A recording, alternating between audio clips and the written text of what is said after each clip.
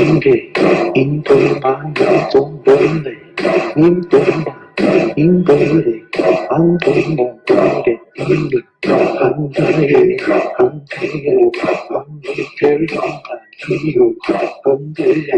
anche lì, in quel mare di sempre tangente, intendo, vorrei sentito, andate, andare,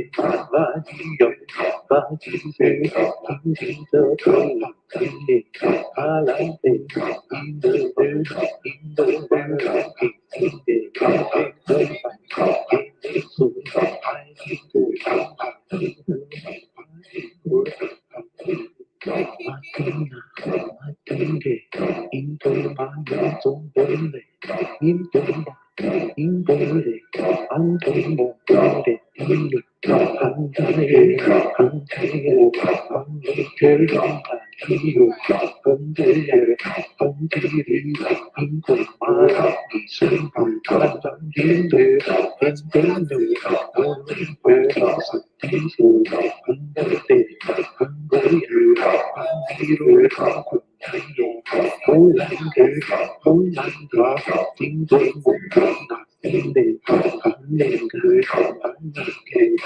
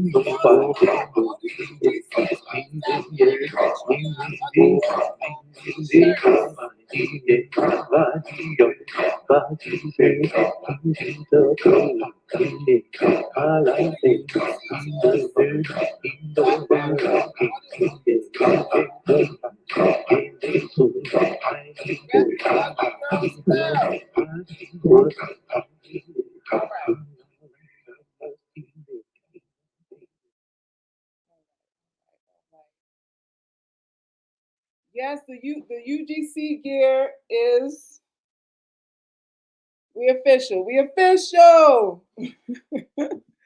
Go to get your t-shirt so you can get some conversation started while you're walking your dog at the park or going to the Walmart and whatever. Go on and get it because they're gonna tap you on your shoulder like, excuse me, ma'am, why on earth would you call yourself an ugly girl? Like, why? I just want to know why. And you got to be ready with an explanation. That's what you got to do. Everyone in the catacombs seeing pictures. Our pendants are almost ready. I have a custom silver and custom gold bronze ugly girl pendants, custom made, designed by yours truly.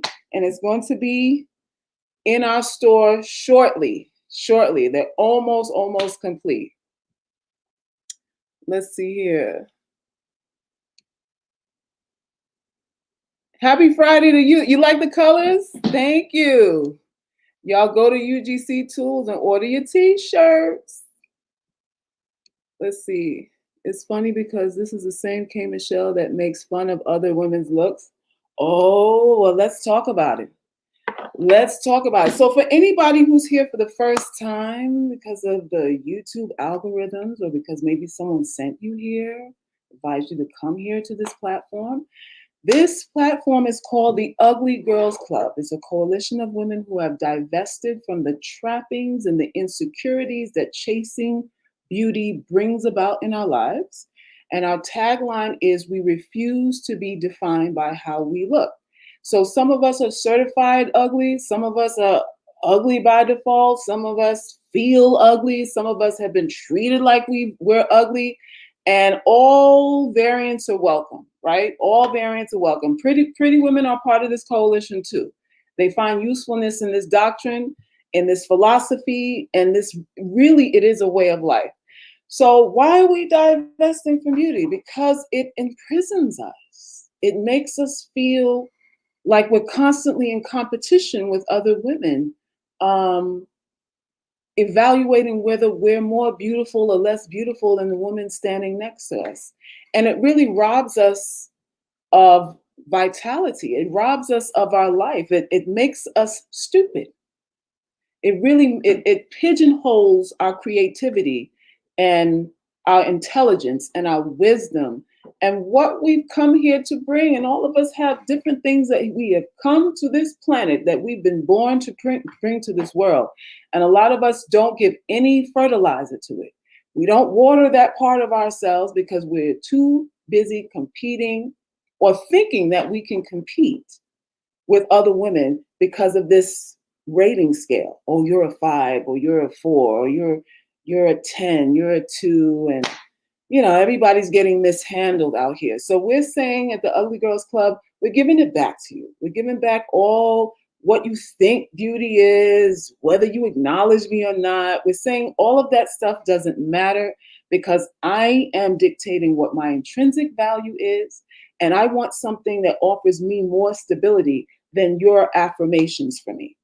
I want to feel something more stable than your validation, because outside validation is very sporadic and unstable and seasonal.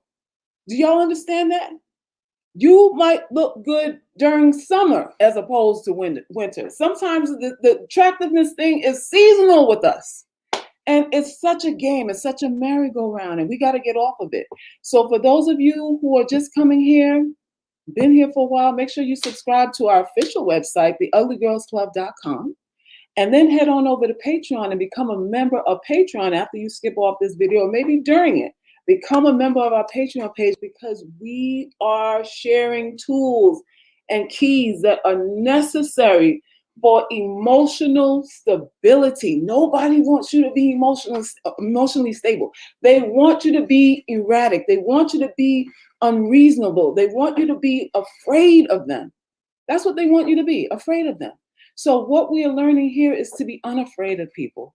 Unafraid of any woman, a man, woman, child, whatever, dog, cat, squirrel, it doesn't even matter. We're not afraid, because we matter at the end of the day, no matter what the packaging looks like, no matter what it looks like. So let me camera. Hey. Hey, how are you? How are you? I am doing fantabulous. I'm so excited. I literally just uploaded the first official video for my channel, so I'm excited. And I'm excited about the topic as well. Okay, all right. So listen, the topic is about Cashapp. Yes. And we've seen pictures of her. She looks stunning. She looks absolutely stunning. And we wanted to talk about plastic surgery, augmentation, beautification, and do we feel ashamed about it? Is it ever a point where it's too much? How much do we need? That sort of thing. So what are your thoughts? When you saw the pictures of her, what did you think? I did think that when I saw the pictures, I thought this is a significant change. Yeah. For me personally, my views on surgery, whatever you want to do, but for me, it's always questionable when it's such a significant change, because then it goes beyond what I feel like is an enhancement versus I just completely want to look like somebody else. Like, I just don't like how whatever is set up. Okay, so at what point is it, there's an echo there, turn down something. I'm getting a brief second. So at what point is it too, it's going beyond just basic enhancement and into sort of like, we're questioning if we love who we are, self-esteem, that kind of thing. When does it take that turn, you think? It's such a tricky, like case by case type of situation. But I feel like, especially in regard to K Michelle, we've kind of seen her journey from beginning to where she's at. So, and I don't think she's been hiding um, how she views herself or her self esteem or her surgery or her work. So, Has she talked about her self-esteem before? I don't think I've she ever. hasn't talked about it directly, but if you've watched her on episodes of Love and Hip Hop or some of the stuff she has said in the media, you can tell that those things are there. I don't think that she hasn't addressed it directly, but there have been comments and things she has done and said that imply that those are there. Also, with her talking about her domestic violence past and stuff like that, one can, and her issues and challenges with the music industry. She's talked about being dark skinned. She's talked about needing to be a certain look for sales and things like that. You can garner that those issues are there. So she's talked about colorism in the industry and being under pressure to look a certain way. Yes. Really?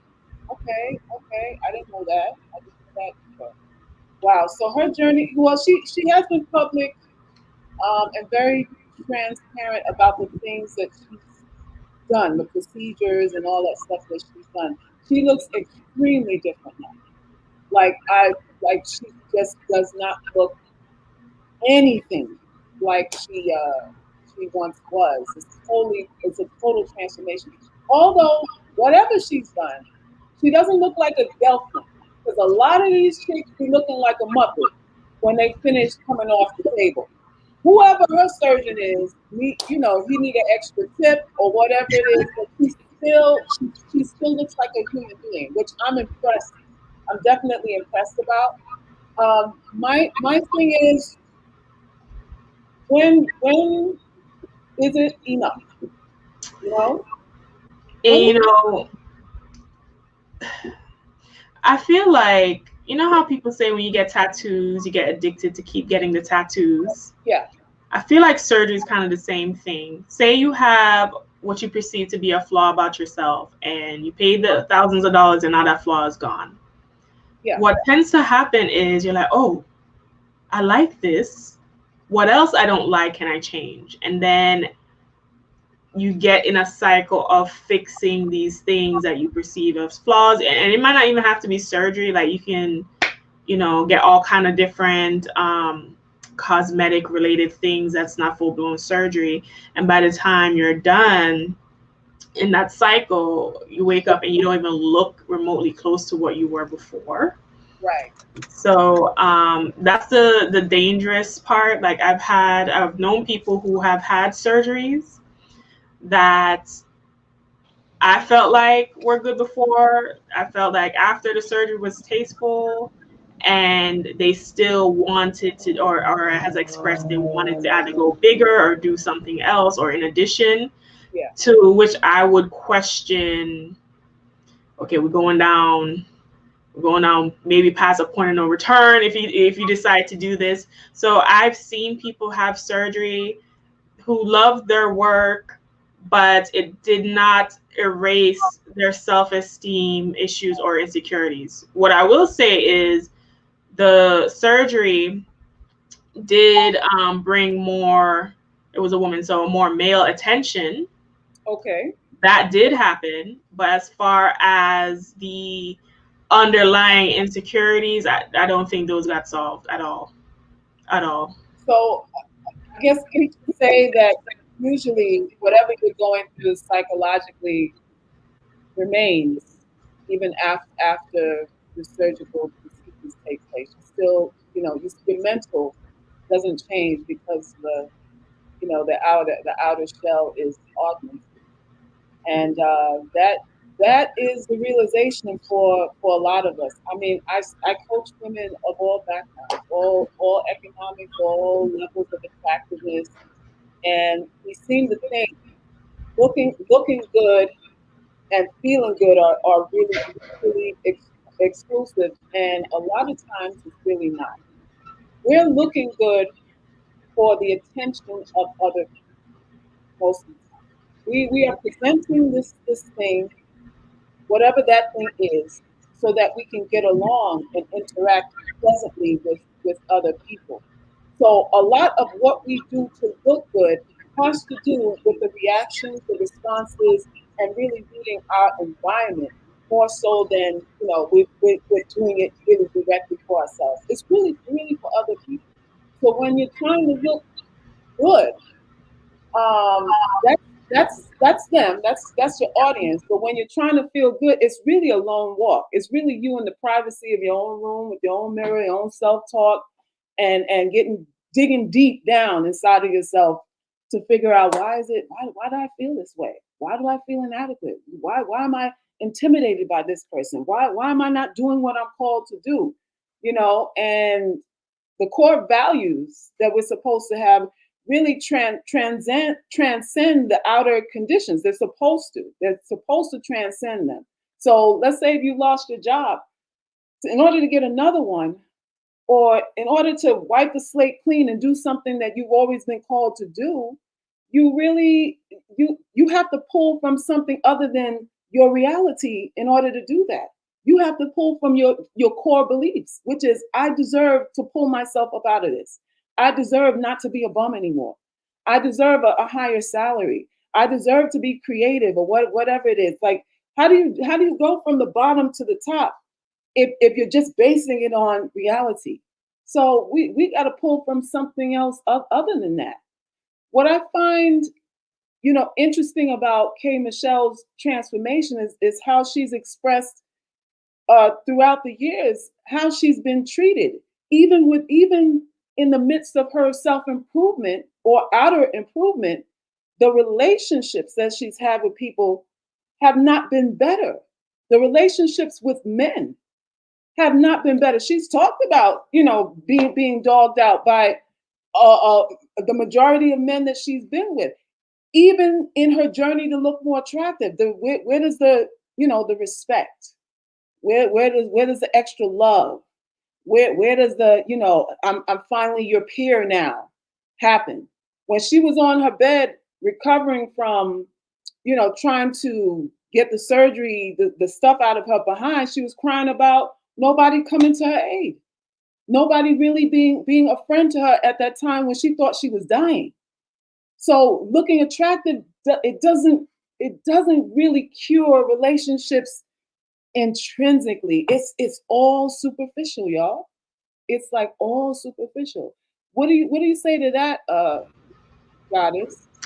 I remember, I forgot what video it was, but you said, I don't remember what video it was, but you said that the only thing with improving your looks, what it can do for you, is invite more people to exploit you if you don't know what to do, what to look for, especially when it comes to men or just people in general, people who are trying to manipulate you. So if the real, like I always like to say, the real level up, the real work is always mental. It's always mental, because what the surgeries and the makeup and all these other things, and I like makeup, clearly have some on. I'm not excluding myself out of this, but the difference is understanding the beauty enhancements are a tool, and the real power is your mental and how you truly feel about yourself. And no amount of surgery and no amount of makeup can fix that for you, even if you're in the best shape of your life. And I've seen people way more attractive than me, in the best shape of their life, have lower self-value and self-esteem than me. And when I look at K. Michelle, someone who's very talented, a talented singer, who has more wealth than me, more going for her, it's poignant to look and see, like you said, her life as far as her relationships or having people that she can depend on or feeling valued, that has not changed. I'm sure there will be people sliding into her DMs, or there will be men or other people who are trying to date her. But what we need to be cognizant of, what I call today the attention economy, right? With all the social media and all the things we're doing to get attention and bring attention to ourselves, to that and us thinking that attention translates to value. Yeah. It does not. Yeah. It does not. So unless you are having a meaningful life experience, meaning that whoever your partner is bringing value, actually loves and cares for you on an intrinsic level, whatever you're doing for your work, whatever you're doing for your purpose, the outer transformation only goes to serve as a tool to attract more people to engage with you, but that doesn't necessarily dictate whether or not they're going to treat you better, because that doesn't necessarily happen. No, you do invite conversation, you invite curiosity, you invite fascination, all of that. But, at the end of the day, who comes through for you outside of the fluff and the flattery are very few. Percentage dwindles down to almost nil when we're talking about attractiveness and attracting versus someone actually caring about you. The two numbers are never matched. You'll always dwindle down to just a very small percentage who actually care about you outside of how you look. And unfortunately, we are so superficial now. It is, the whole level up thing is so superficial now. It's just all performance based. On the male and female side, it's just all performance based. Nobody's talking about really caring about each other, wanting a commitment. We're in the hookup culture now. You remember the meme or post I showed you inside the caterpillar? This guy basically said in a dating profile that he was a bum, looking for a woman to take care of him. I've never seen a bum. I've seen I'm looking to hook up or casual hookups in profiles, but he took the cake. I've never seen straight up I'm a bum on a profile. He went straight for the jugular. He said, "I am a bum, and I'm looking for a woman to support me, to help clean me up and level me up." It's basically what he said, and this is a dating profile.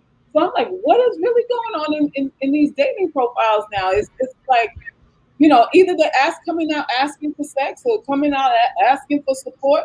Nobody's really trying to find find love or a long-lasting relationship anymore. I'm like, what? Listen, like I remember I was hanging out with a group of friends, and one of the guys was like a older man, like he was just finishing rehab or whatever type of guy, had kids, all this other stuff, and not the type of guy I usually date whatsoever. But we're all hanging out, we're all going to the movies or whatever. Yeah. So he approached me, like he was trying to, I guess, impress me or try to date me or whatever the case may be. So I pulled my friend's husband to the side because it was his friend, and I said, no shade, but I was like, why does he think he can like get me? Like, why does he feel like he can approach me? Like I'm the caliber of woman he can get. I know it's kind of condescending, but this is reality. This is what I was thinking. Mm-hmm.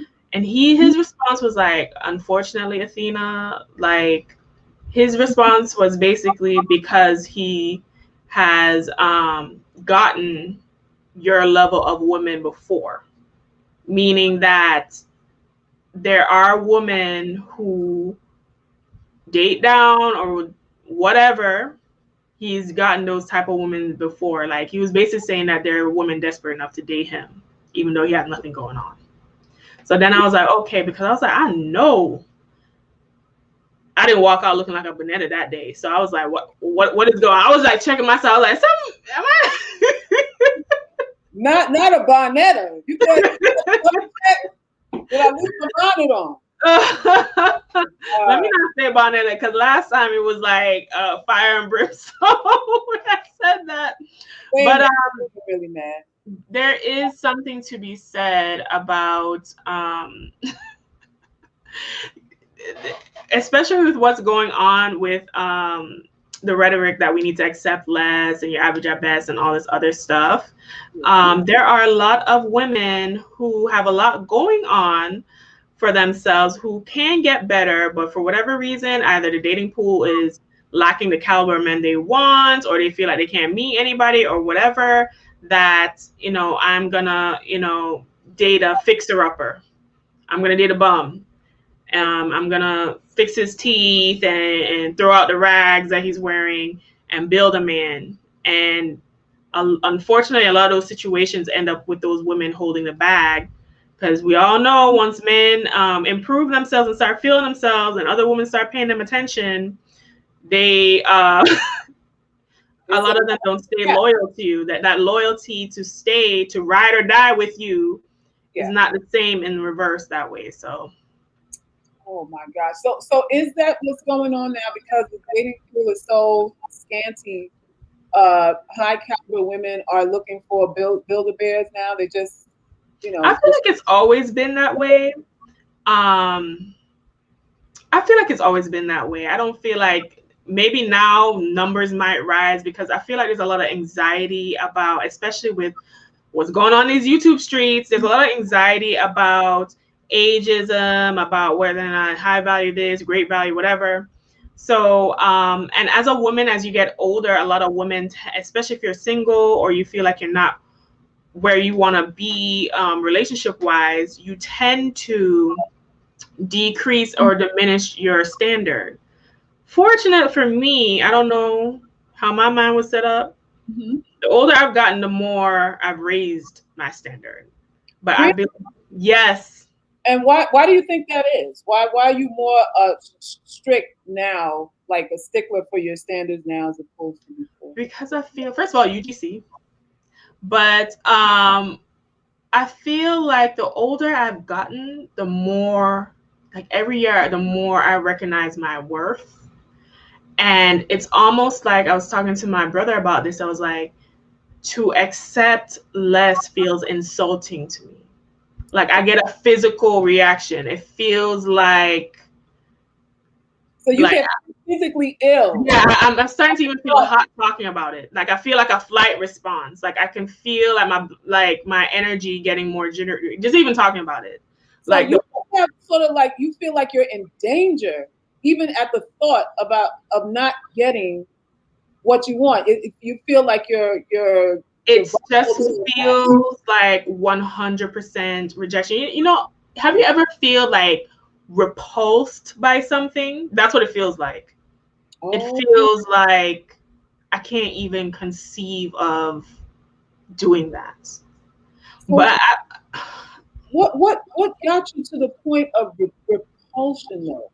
What made you, what turned that switch in you where before you were like willing to, I don't know, compromise a little bit? It wasn't low before. Let's put that on there. It just got more.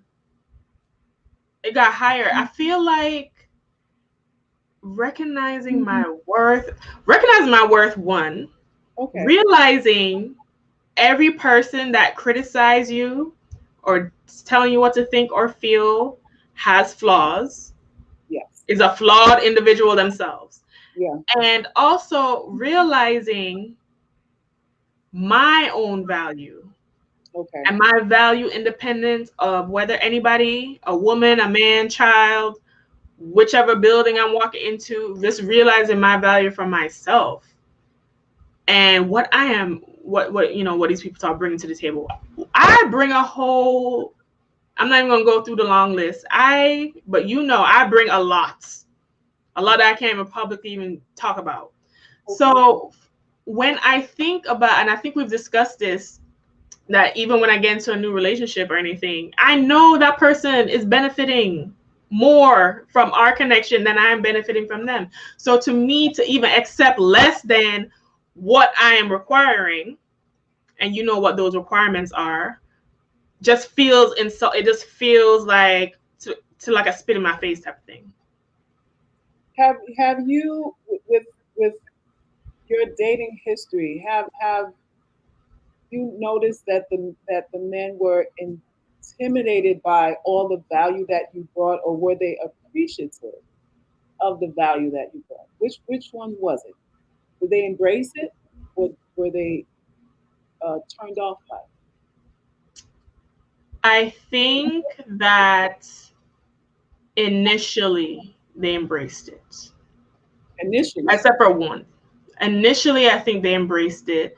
I think during the course of the relationship, it's a little bit of both, but I think the longer you're in a relationship with me, the more intimidating it becomes, because then that's the more you get to know me. So then that's the more you get to see the value over time.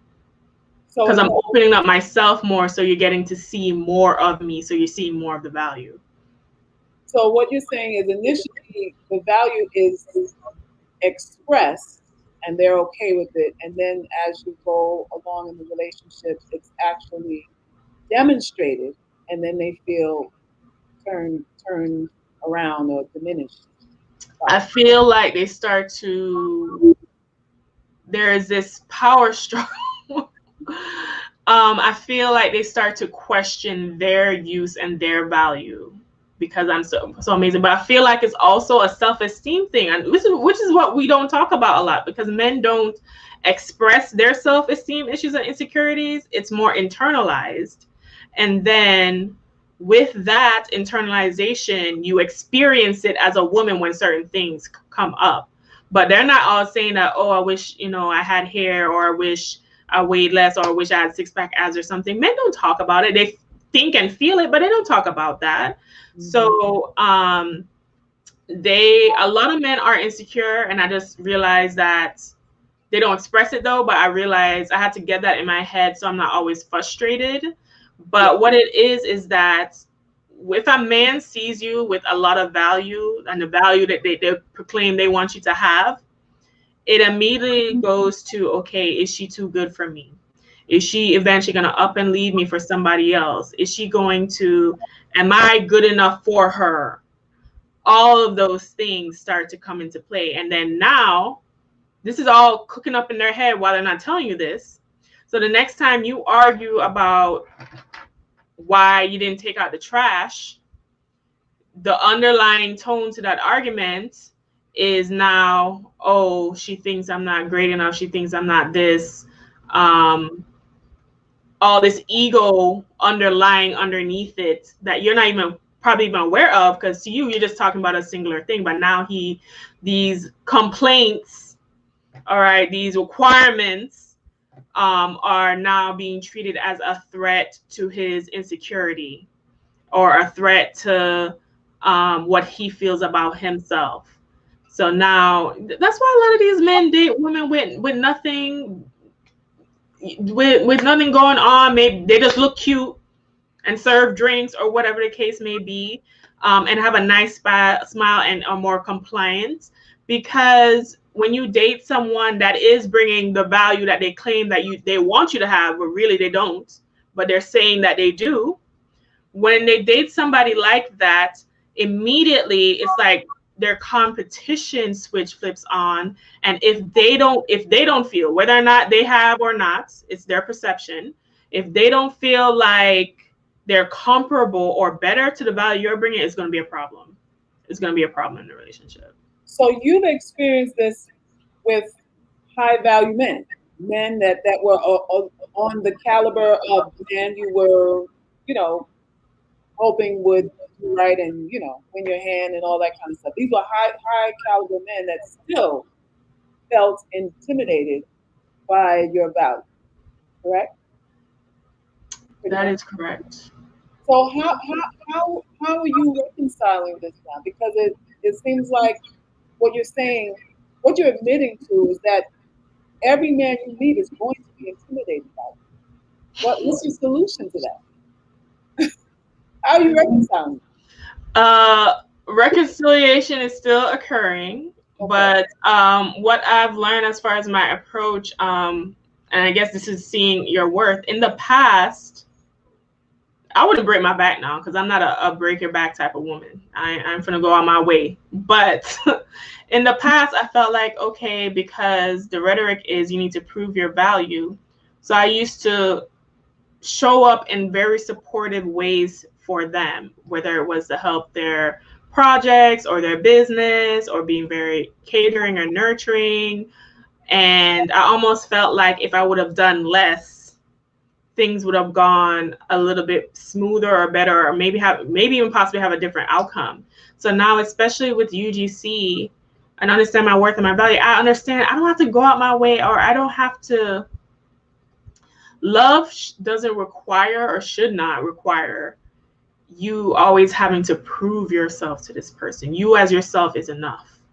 So understanding that, it's not, in the beginning, I used to just come with all this value added stuff. And now the reaction is, oh shit, this girl, there's a lot going on. I don't know if I can compete. I don't know if I want to deal with that. I don't know if I want to worry about even other dudes talking to her, because, you know, I always go to the grocery store and people always be trailing me. Let me just leave her alone. Or leave her alone, but don't say I'm leaving her alone. But when the next time we have a next argument or a breakup, I can just use that as my excuse to dip. Oh, wow. So, wow.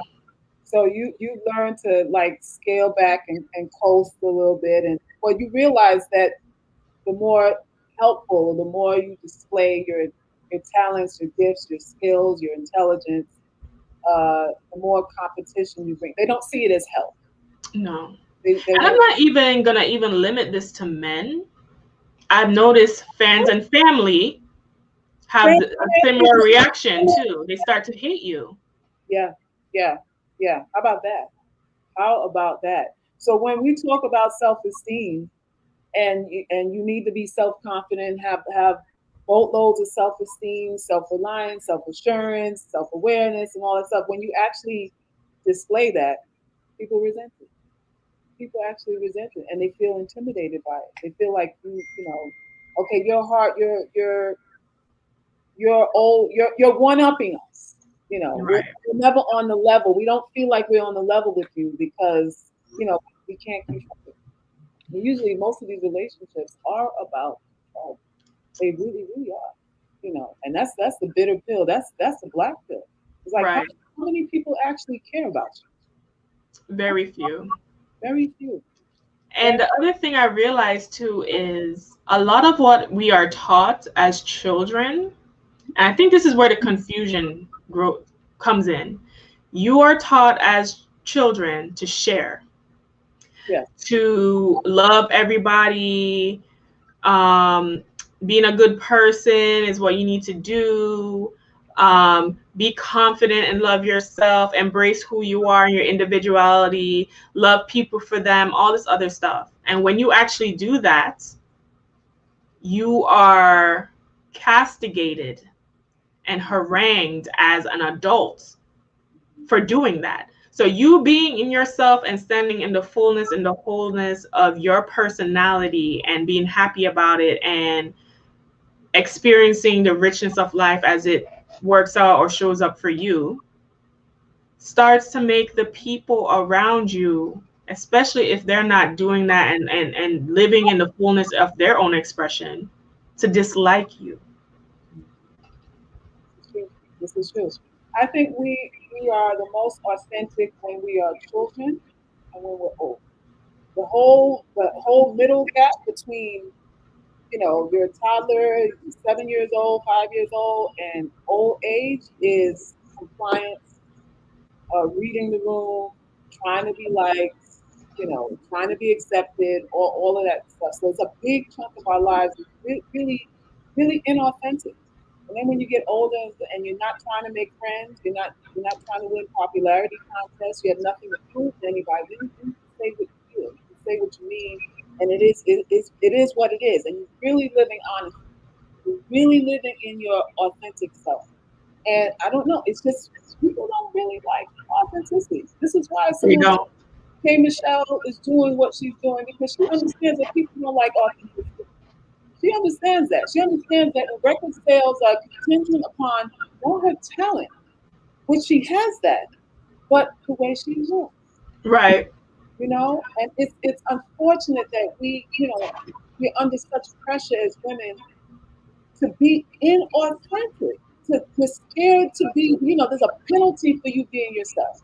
There's a penalty that you've experienced for having self-confidence and for thinking for yourself. People will You're a black sheep. I've been a black sheep since birth. My whole family would describe me as, I've heard eccentric.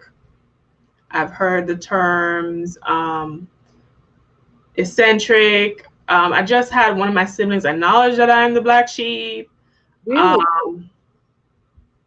Wow. How did that feel for him to come out and say that? What were your thoughts?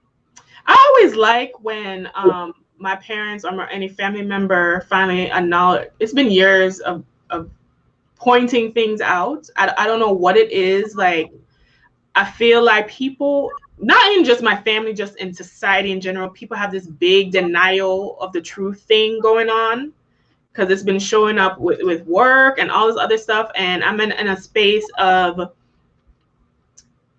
my tolerance for fakeness is low. It's rising being a part of UGC because I know I have to like deal with people, and you have to play the game when you're dealing with people. But I keep pointing out these examples, and it's like they feel guilty or they feel bad. So if we don't acknowledge it, then it doesn't exist. Right? So it's good, but at the same time, it's like, it doesn't mean anything anymore because it's been years, and I already kind of like put those issues to bed, or even found the silver lining in those issues, because I feel like it kind of forced me to really look within from an earlier age, and it built a protection around me to limit some of the influence. Not saying I never was influenced, but it limited some of the influence of other people's opinions, because our experience growing up in my own family, being an independent thinker, just being different in so many ways. I was just different. I'm the only girl. I'm the only this. I think this. I do that. I operate like this. Yeah. So when I went out into the world, I was always already used to people having opinions about my differences. And I'm just like, if I can deal with that in my family, I could care less about strangers that I don't know. So it kind of fast tracked me to be independent minded and build that mental hedge around me than if I was growing up in a supportive environment, or if I was under different circumstances. It may have taken me longer, if at all, to get there. Wow. That's interesting that you developed that shield, that hedge around you at such an early age, to kind of protect your mind, your soul, from being bamboozled and dragged to the mud by. It was difficult because I can't speak for everyone. I have Jamaican culture. I'm Jamaican. When you don't conform in a Caribbean household, even if it's like, and it's not like I had parties or I did anything crazy, even if it's like I'm just not doing this, it is like you just sinned all over the place. You're rebellious. You're yeah. You're a maverick from the simplest things. I look at other people, I'm like, oh my God, I could even do that with my family. Just even the small things. Like, how dare you think you cannot do this? Do as I say, type of thing. So, it was, I'm sure my parents, felt, the attitude and the, my defiance. Yeah. And they have to to deal with it, because at the end of the day, it's about your life. It really is about your life. My thing is, I feel like women spend a large portion of their lives worrying about how they look for people, and I'm like, were you born to just worry about what you look like? Like, that's it. That's a sum total of your value and why you were brought into this world, was to appease people with this thing called physical attraction that we know is goddamn seasonal to begin with. It ain't steady. It's not stable, and it's seasonal. You know, and people are so wishy-washy with this thing. Oh Lord, wishy-washy. You can be attractive to a man and he still pump and dump you. He still want to play you. He still want to manipulate you. He still don't want a relationship with you. He still don't want to marry you. All of that could be a pretense while you're looking attractive. So it's so unstable. This whole thing is just so unstable when we're thinking about beauty, and we have to approach it as a game. We really have to approach it as a game, because you really don't know how people really feel. He could be sexually turned on by you, and you're just a hole. You're not even looking at your face. You're thinking, "Well, I'm a baddie," and he just concentrating on the hole he's digging in, the cervix he's bruising up, and then he going about his business. And I've told you, like, the case studies.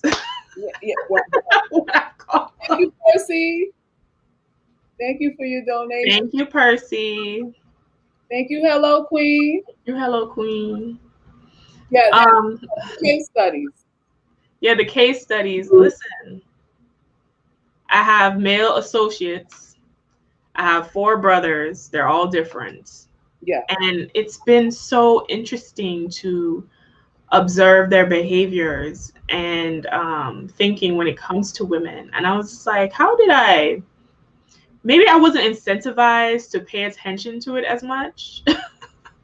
Okay. But now I'm just like, oh my gosh, this is just blanket across the board. Like, certain things, like, every guy can, there's nuances to different men, but a lot of it is just straight across the board. This is just how they're wired. Down to even my father. We've had conversations. My dad has said that he's not immune to what's important, which is, we had a conversation. He was like, yes, how you look is important, and that's the first thing a man is going to see.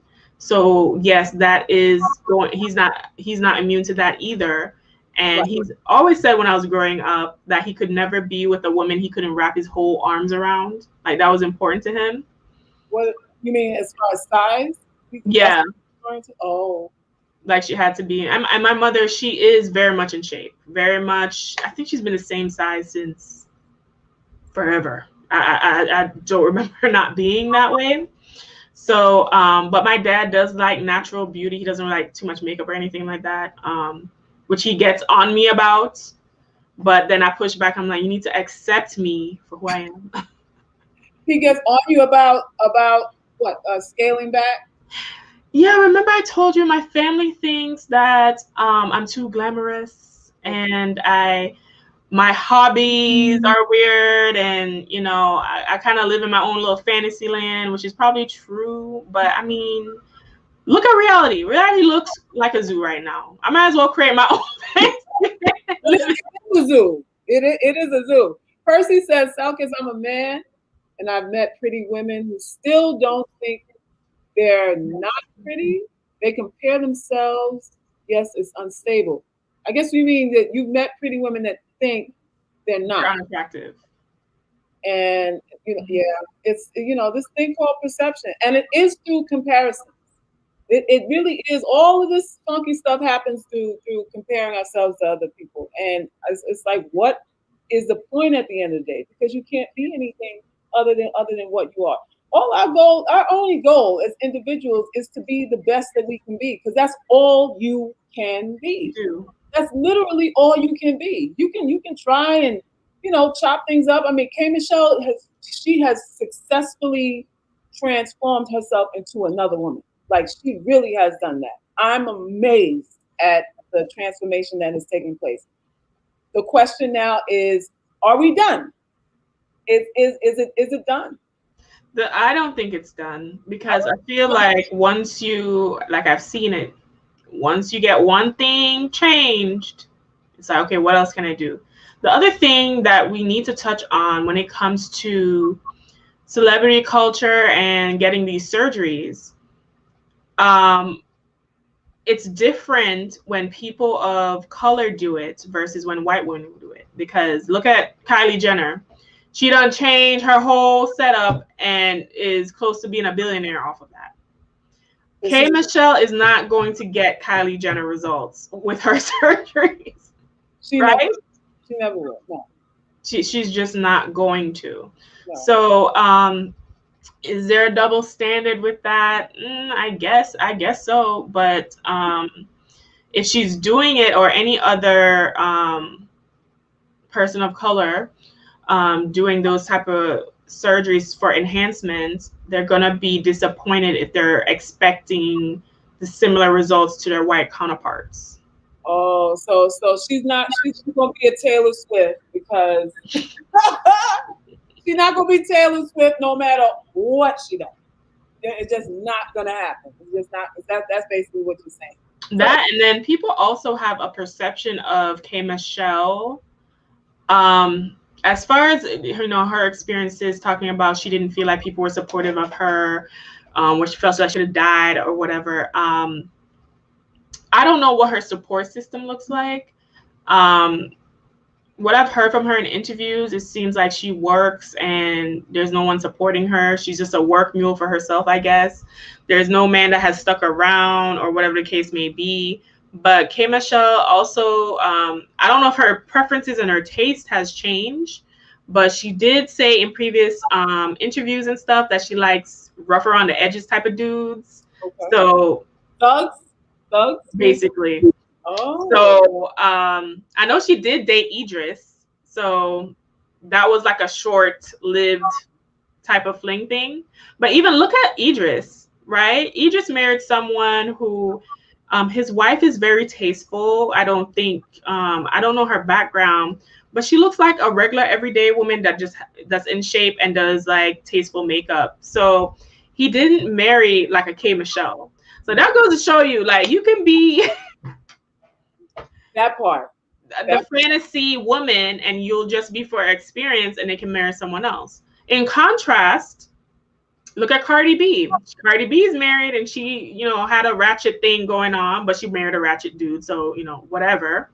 Yeah. But she talked about how she can deep throat all kind of stuff and do all kind of stuff, and she's a former stripper, so I know she got a million tricks, and her husband still dipped out on her.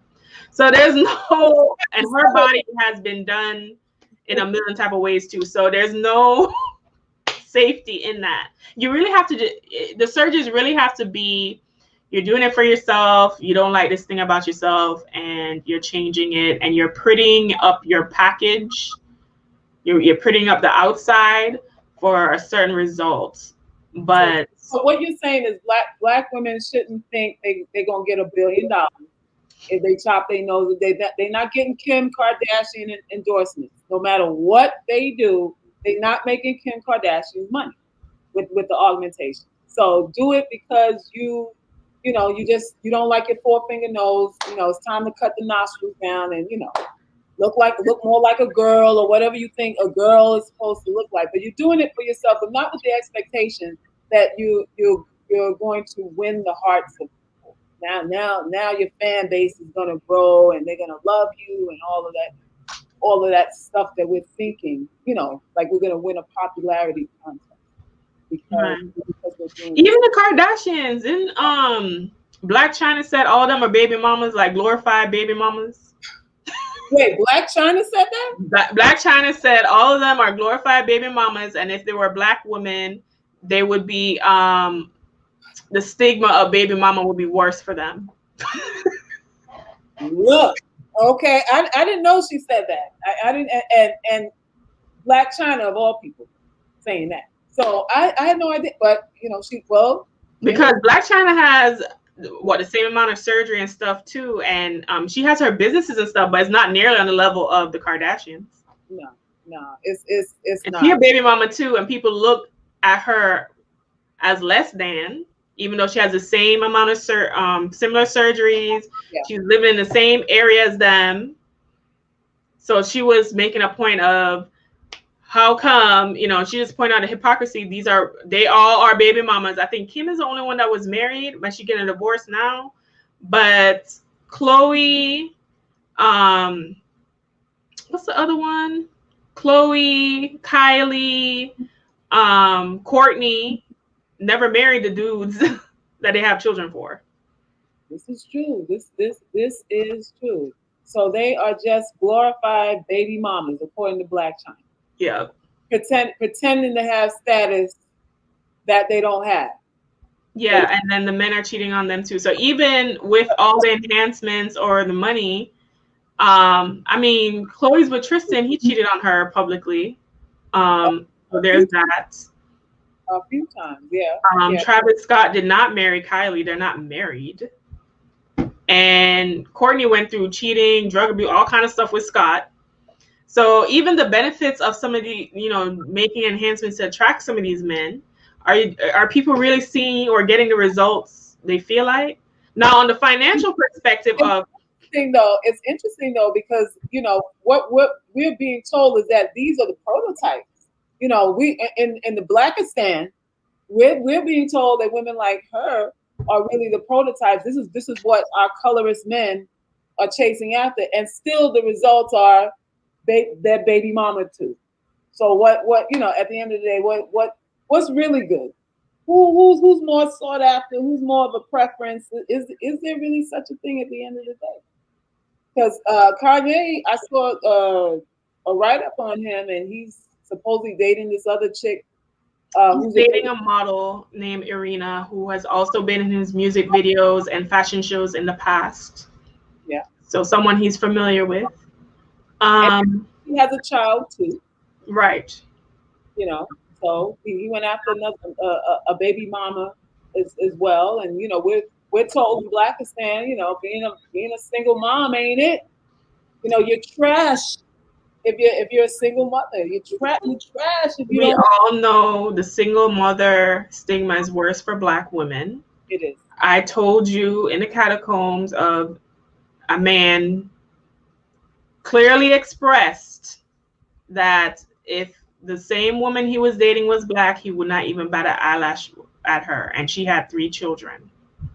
He was dating a white woman with 3 kids, and I said, if she was a Black woman, you would not even look her way, and the response was yes. Why do you think that is?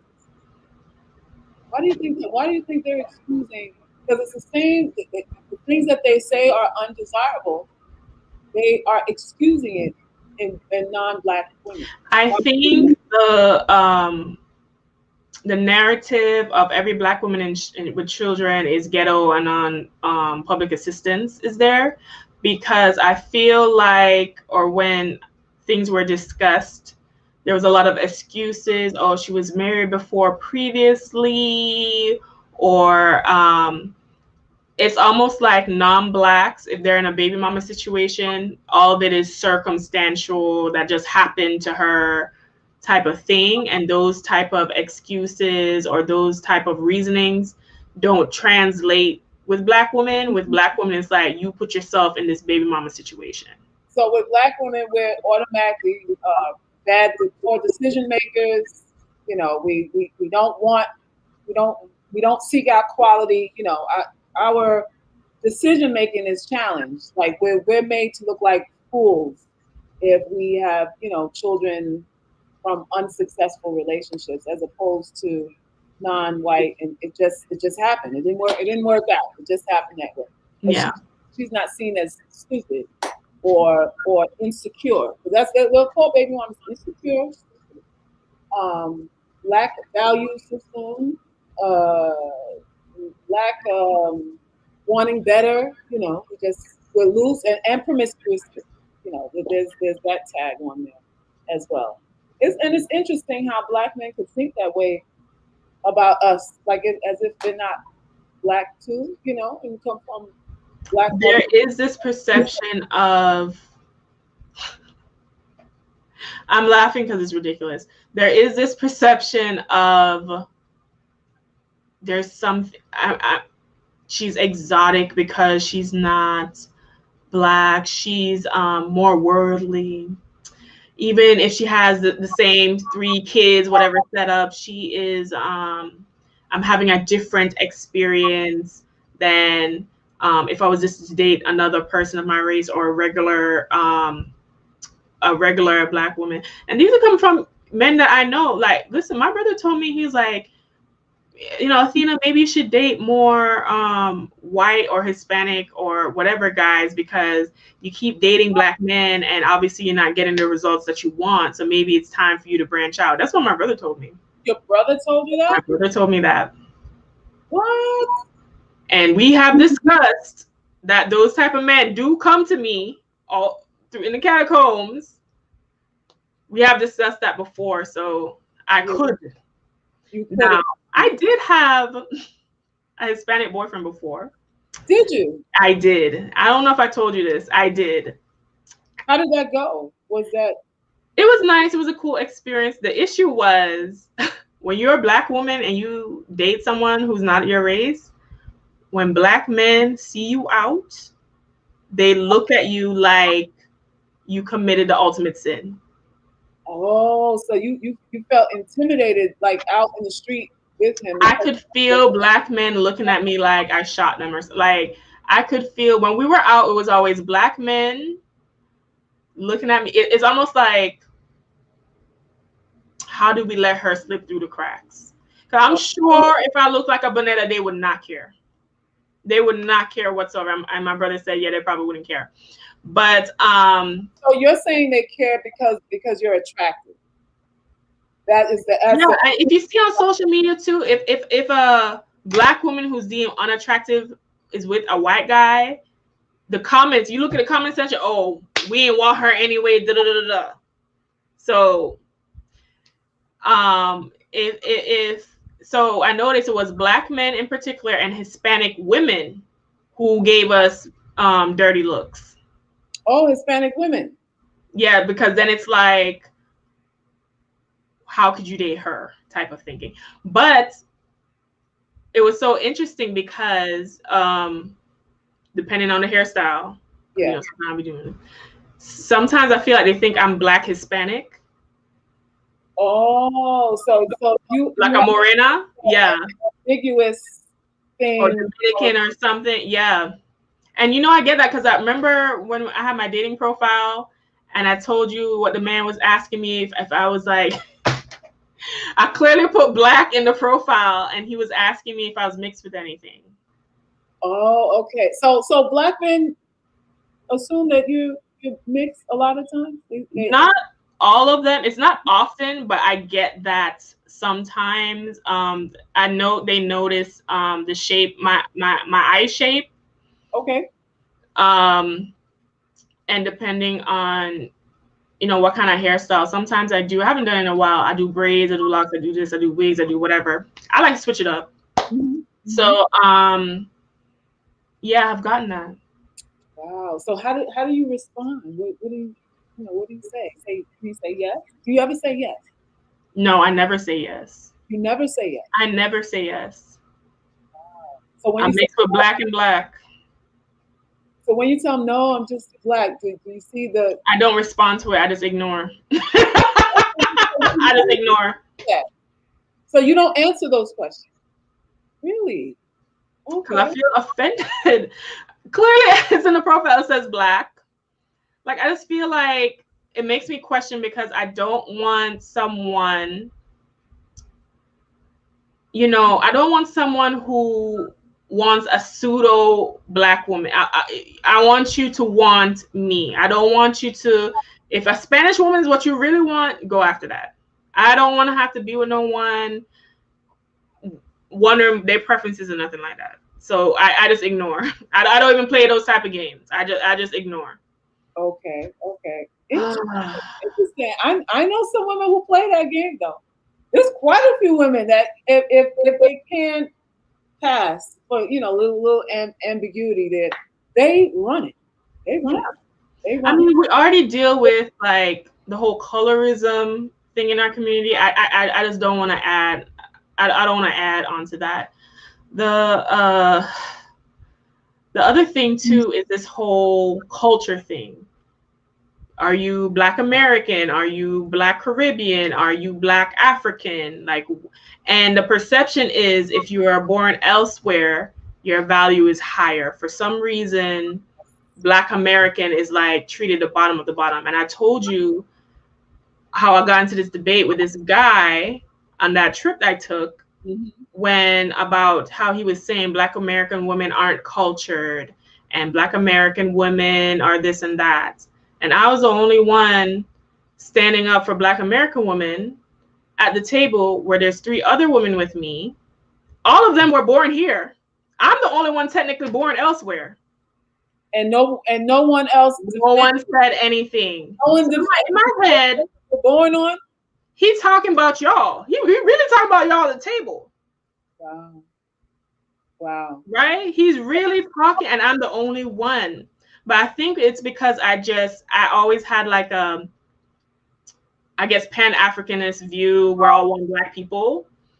I had to go through citizenship and all that stuff here as well. But I've lived here so long now. But I've even had, people close to me say things like that about Black American women. I have to correct them, right? Saying like they're not cultured, we're not educated enough, we're not this, baby mama, all this other stuff. But they say these things, and the reason they say it to my face is because they know I'm Jamaican or I'm born elsewhere or whatever. So I'm supposed to feel fine with it because I'm supposed to be that doesn't include me, right? So they feel comfortable or emboldened enough to say it. Yeah. Right? But when they're almost, backtracking when I correct them. And the reason why I correct them, because technically I can just be like, whatever. It doesn't really take no skin off my back. I can go on my day. The reason I correct them is because they need to see how fucked up their thoughts are. They really need to see, someone needs to challenge them. And I noticed that people aren't used to being challenged by someone that is knowledgeable, by someone and people don't expect me to be knowledgeable. People don't expect someone like me to understand Black history and culture beyond Jesus Christ. People don't expect me to have any kind of knowledge or any kind of research experience of the richness of our history and what that means. So when they're coming with talking points that I chop down at the knees, it's a learning experience, but it's also intimidating because then it's like, because they don't expect that from me, and because I'm very sure and confident in when am I speaking, I'm not looking away, I'm looking at you in your eye right now, they don't know how to take it, or they feel dumb. Yeah. The hierarchies exist everywhere. They are everywhere. There is, and not so much expressed but understood notion that Caribbean people are higher than American Black people. I had a client from England. We had talked about that, and she was basically breaking down like, okay, if you're here, this is where you are. If you're a Black American, you're definitely on the bottom. Then you have African people that are above that, and then she made the claim that Caribbean people were considered above African and African American people. When we were talking about the whole caste system and who's on top of who's I would agree with that, with Black Hispanic people on top of Caribbean too. Like if you can speak Spanish for whatever reason, if you're if you practicar español, then that puts you low up. There's that, and it's horrible. It's stereotypes abound, but it's like you can't escape it. You really cannot escape it. You can only talk to people and let them know, okay, I know what you think, but this is what I am. This is what I am at the end of the day, because you're not going to change anybody. You're not going to change anybody's mind about none of it. And I think it makes it worse too, because I was talking to my brother about this the other day. The smarter you become as a woman, I feel like the smaller it shrinks your dating pool. Wait a minute. Say that one more time. The smarter you become as a woman, the smaller your dating pool. That's true. That I really have to hide my intelligence, and I know I really have to, because my brother said, and my father says it too. So when my father says that I pay attention, because he always, even before all of this years ago, he told me that when you open your mouth, men are not going to know what to do with you, because they're going to come to you because you look attractive. But when you open your mouth, they're not going to know what to do. And I used to joke, I'm like, that's not true. And now I think it's true. Yeah. And, you know, intelligence is relative. I just got to say that, because I've met people who are not book smart, or not literary giants or anything, but their reasoning skills and their ability to see things naturally are superb. Like, I've met superb people who don't have no degrees up the hill, and you can sit at their feet and learn about the world, learn about life. So to me, intelligence really doesn't mean much these days, because you have access to a phone, a computer, and Google. So it's not like you got to traipse to the library. You got to, you know, have, you know, back when I was younger, the people selling the encyclopedia volumes would come to your house and sell the whole volumes and stuff like that. We had a whole set of encyclopedias to learn that. So it really took effort to become intelligent. Right. It takes no effort to do that now. It really isn't. Intelligence really doesn't mean the same thing. Whatever you know and whatever you decide that you want to focus your knowledge on, you can classify yourself as intelligent. And you don't have to know everything about everything. You could be singular. Because, you know what? I know about dirt. I know about dirt. I know which worms are in this type of dirt, and what can grow from this type of dirt, and what kind of fertilizer helps this kind of dirt. And I'm intelligent. That's my intelligence. So intelligence, there's different ways to be intelligent. Some of us are book smart. Some of us are creative. Some of us are emotionally intelligent. There's different types, and you got to know which one you are. You really have to know which one you are, and encapsulate yourself in that, and say, okay, this is what I stand for. I'm not this, and I'm not that, but I'm not lesser than anybody else because I'm not this or that either. We spend too much time measuring against this arbitrary number that moves around. It's never stagnant. It never stays in one place. It moves around. So you really got to decide who you are and what you're worth, no matter what, whether you have a degree or not. Because a lot of these institutions, they make up shit. Science is theory. There's nothing absolute about anything. We're all speculating about everything at the end of the day. So whatever you decide is true, you decide is true, and you find basis for your truth, and you just live that. You just live that at the end of the day. What I think, when it comes to intelligence for me, I agree with all your talking points. I've met and been in rooms with people, rich people, all kind of degrees, dumb, and been with people who have walked the earth with wisdom. My thing with intelligence, or what I think is the great equalizer when discussing intelligence, is critical thinking and reasoning skills. Absolutely. The more superb your critical thinking and reasoning skills, to where you are able to process information and piece together information in a way that makes sense or above average people, I look at that as intelligence, and also wit. Wit too. A lot of people underestimate being witty. You have to be intelligent to be witty. Mm-hmm. That's like the greatest comedians take real life examples, mm-hmm. and expose the comedic factor of it. And they are often, if you listen to a lot of these, Dave Chappelle, all these comedians, Paul Mooney, who passed away, if you listen to their interviews, they're quite intelligent. Oh, very, very, very. A lot of these comedians are very cynical. The cynical people are quite intelligent too. So because it takes looking at things, looking at the fucked up side of things to tell a joke. So that's what we're meeting a lot of. And I think as women, we're talking about dumbing things down, which it's a bummer, especially when you've spent your whole life acquiring these accolades, acquiring knowledge and information to broaden your scope, to make you feel better about yourself. And here we are talking about relationships, and half of that is pointless, Right. or maybe most of it is. So it's like, how do you reconcile, being, doing all of this stuff? Your identity is pretty much called the question.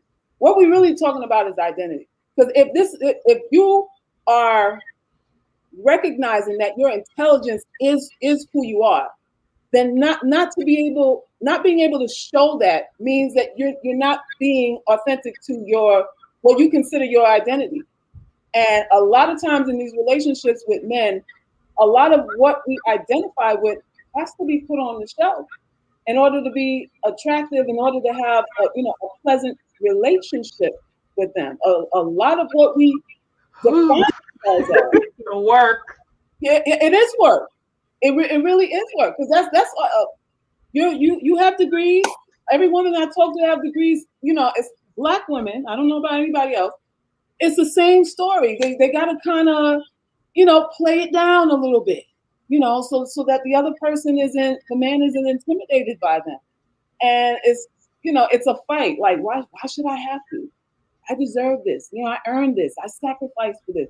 Why should I have to put that away just to appease you and make you feel comfortable and make you feel like I'm a damn fool and all that kind of stuff. And it's a conflict. It really is a conflict. But my perspective, as someone who I don't have a lot of degrees, but I consider myself intelligent. I understand human nature, and I understand that I don't have to prove everything to everyone. Everyone doesn't need to know every side of me in order to have a productive relationship with me. There's certain things, and I've talked about this in the catacomb. When you're sitting with your grandmother, you're going to have a different kind of conversation with her than when you're sitting with a boyfriend.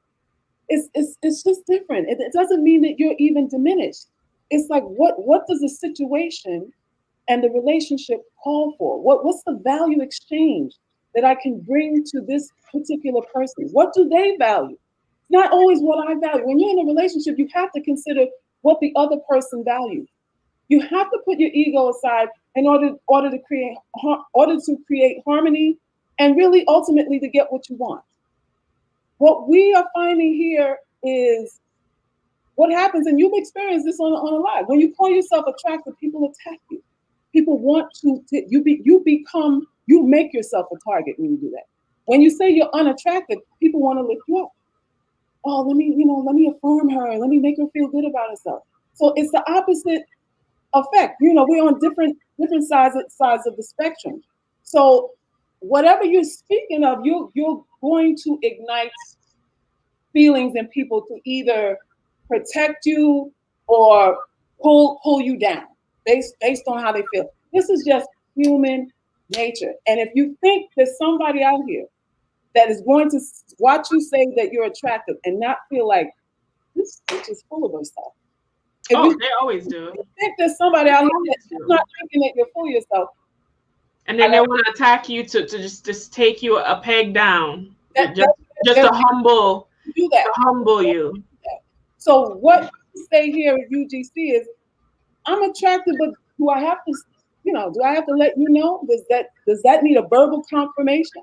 Or am I just going to walk it and let you come to the conclusion for yourself, so that I'm not in friction with you and you don't feel like you're in competition with me?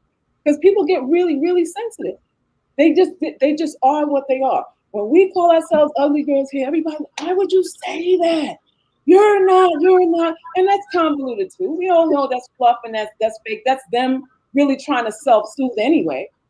But at the same time, when they try to pull you down, that's them trying to self-soothe too. So it's two extremes in the same pole. It's just two extremes of the same goddamn root. Same root. So at the end of the day, it's how much do you need to know to love me? How much about me do you need to know to cooperate and give me what it is that I need? How much? And we all have to make that assessment within ourselves. There are parts of you that nobody needs to know. Correct. Nobody. There should be parts of you, and UGC, listen, there should be parts of you that nobody gets to access. Nobody. And it doesn't mean that you are inauthentic or not being yourself or anything. It's just understanding human beings and understanding that, listen, when I'm with this guy, this is what's valuable to him. That's it.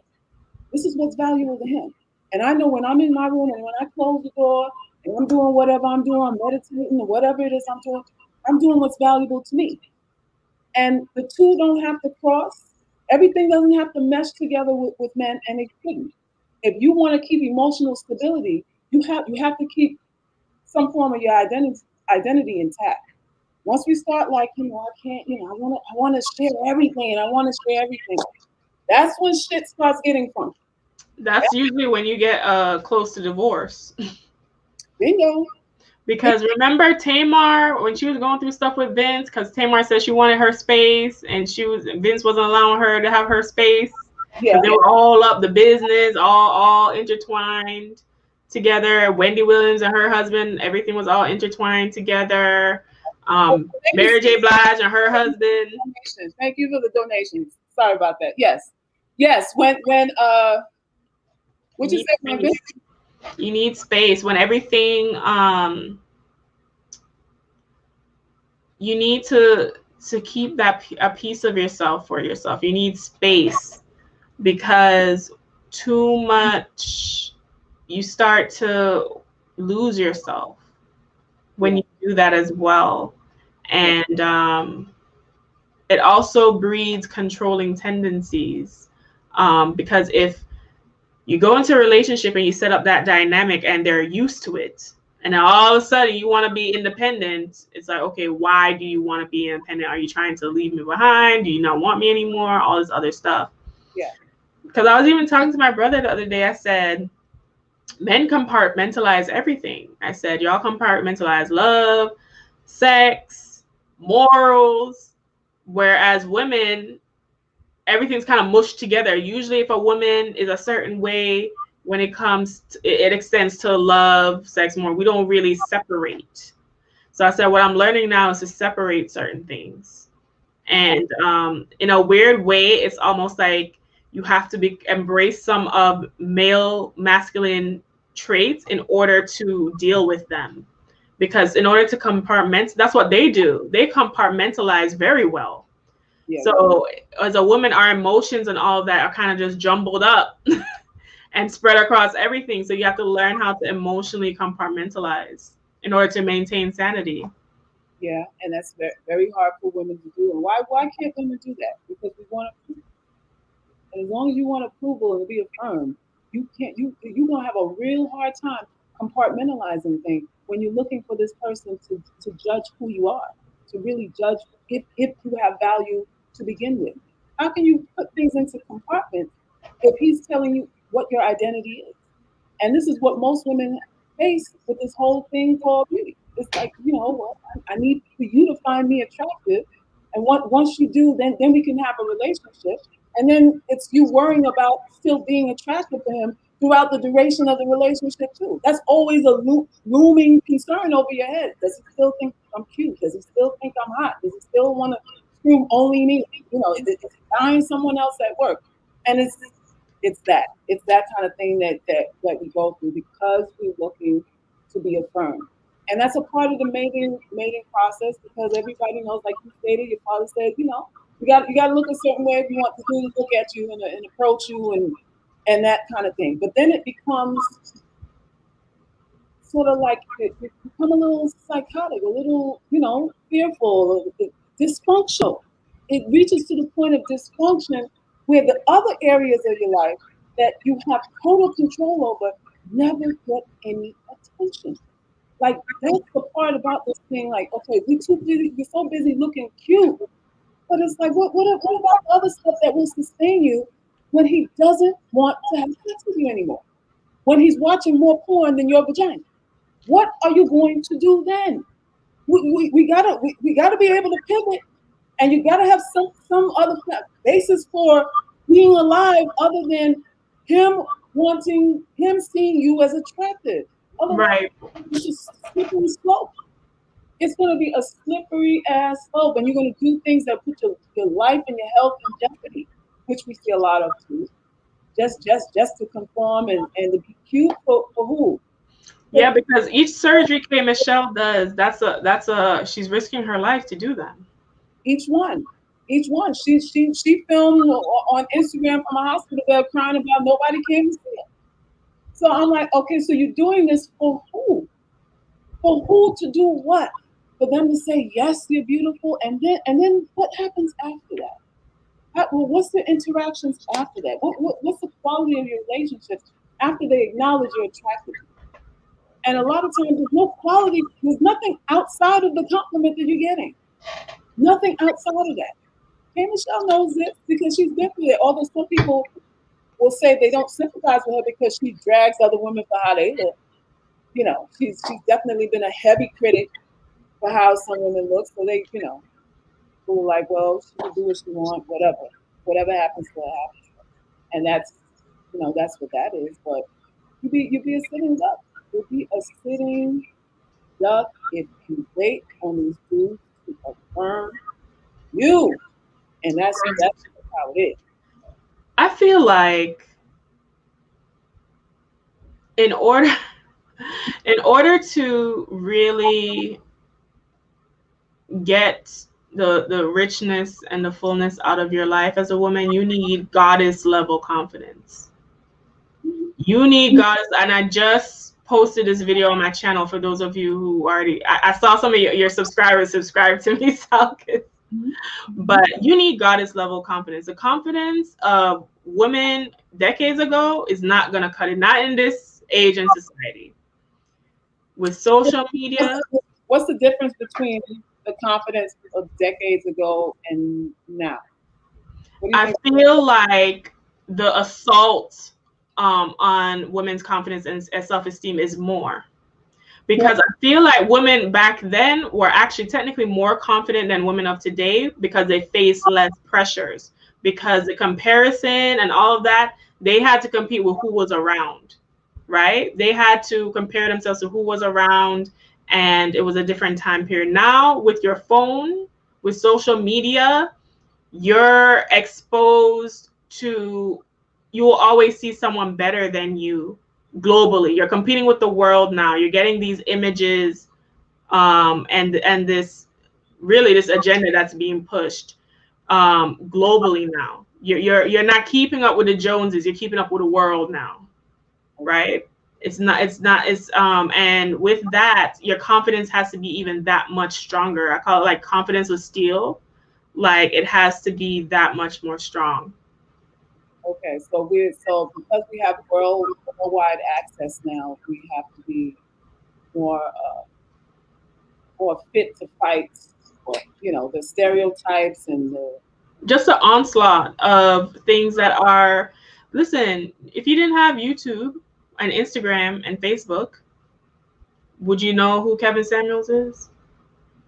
Would you know who would you be comparing yourself to? Your local community, and that was it. Your scope of what is other than what you turn on TV. But most people aren't even watching TV as much anymore. Most people are on social media. So that was it. Okay. So the goddess level confidence would comprise what? Like to what level are we talking about? What does that look like? It's really getting to the point where, as humanly possible, of having confidence that doesn't shake, that doesn't move. It's always centered. No matter who's around you, no matter what environment you're in, no matter what is going on, it is still there. Your perception of your worth and value does not change. Okay. That is where we all need to work on getting to. We need to get to that point. If so, like you always talk about, Salkis, it's gonna be wobbly. It's gonna shake. It really is. It really is. It really is. And on this platform, we understand that you people who are criticizing you don't really have any power. Nobody that you think is better than you. When you peel back the layers and the performances, you see them as human beings just like you. At the end of the day, what we're intimidated by is the performance, is the persona that people put on. That's what has us feeling inadequate. Not actually who they are, but what they are projecting outwardly for you to think that they are. That's what we're intimidated by.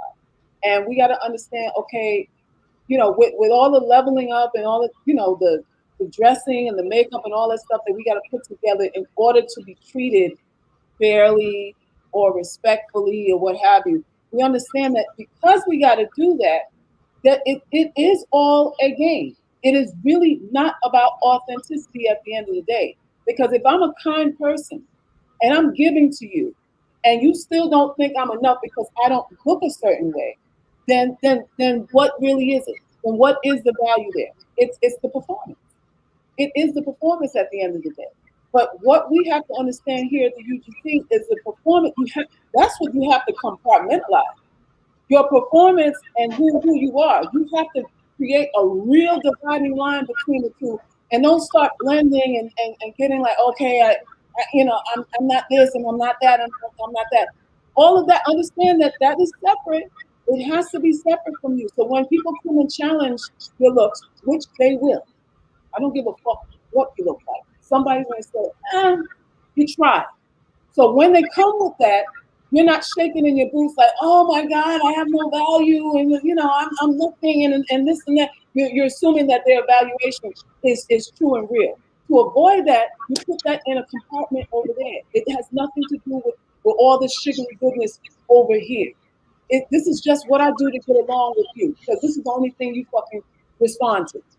I understand that. So I'm giving you the show. You ain't got access to all of this stuff over here. This is the real meat and potatoes over here. So whatever you think about this over here, the performance part, you can think whatever you want.